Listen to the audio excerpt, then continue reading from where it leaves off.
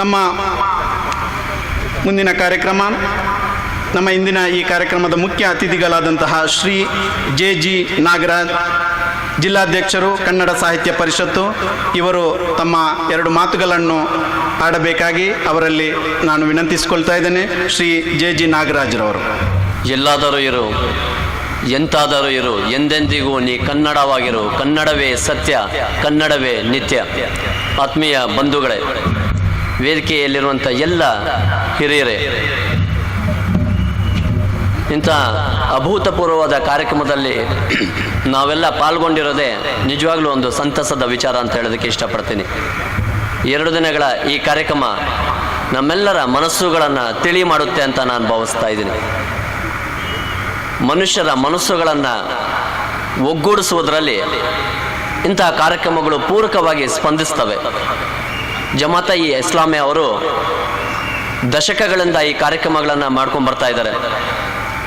ಮುಬಾರಕ್ ಬಾಗ್ವಾನ್ ಅವರು ಸುಮಾರು ವರ್ಷಗಳಿಂದ ಕೋಲಾರ ಜಿಲ್ಲೆಯಲ್ಲಿ ನಮ್ಮಂಥವರ ಮನಸ್ಸುಗಳನ್ನು ಒಗ್ಗೂಡಿಸೋದ್ರಲ್ಲಿ ಸತತವಾದ ಪ್ರಯತ್ನದಲ್ಲೂ ಇದ್ದಾರೆ.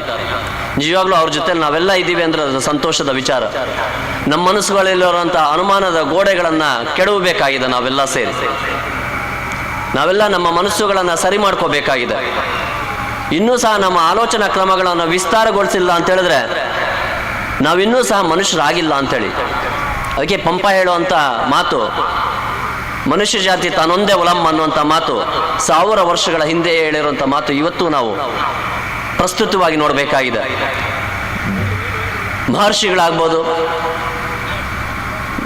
ನಮ್ಮ ಭಾರತೀಯ ಸಂಸ್ಕೃತಿಯನ್ನು ಕಟ್ಟುವಂಥ ವೀರ ಪುರುಷರಾಗಿರ್ಬೋದು, ಬುದ್ಧ ಆಗ್ಬೋದು, ಮಹಾವೀರ ಆಗ್ಬೋದು, ಪೈಗಂಬರ್ ಅವರಾಗ್ಬೋದು,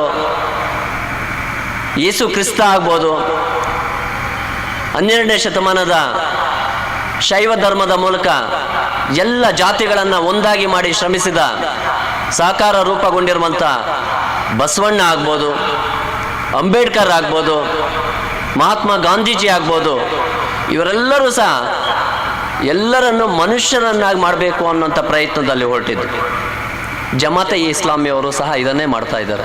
ಆ ದೃಷ್ಟಿಯಲ್ಲಿ ಈ ಸಂಘಟನೆಯಲ್ಲಿ ಪಾಲ್ಗೊಂಡಿರುವಂಥ ಎಲ್ಲರಿಗೂ ಸಹ ನಾವೆಲ್ಲರೂ ಸಹ ಅಭಿನಂದನೆಗಳನ್ನು ತಿಳಿಸೋಣ. ಈ ಕಾರ್ಯಕ್ರಮವನ್ನು ಕೋಲಾರಲ್ಲಿ ಮಾಡಿದ್ದಾರೆ. ಇದಕ್ಕೆ ಯಾರ್ಯಾರು ಪ್ರತ್ಯಕ್ಷವಾಗಿ ಪರೋಕ್ಷವಾಗಿ ಸ್ಪಂದಿಸಿದಾರೋ ಅವರೆಲ್ಲರಿಗೂ ಸಹ ನಾವು ಈ ಮೂಲಕ ಅಭಿನಂದನೆಗಳನ್ನು ತಿಳಿಸೋಣ. ನಮಸ್ಕಾರ. ನಮ್ಮ ನೆಚ್ಚಿನ ಶ್ರೀ ಜೆ.ಜಿ. ನಾಗರಾಜ್, ಅಧ್ಯಕ್ಷರು, ಜಿಲ್ಲಾ ಕಸಾಪ, ಇವರಿಗೆ ಧನ್ಯವಾದಗಳು.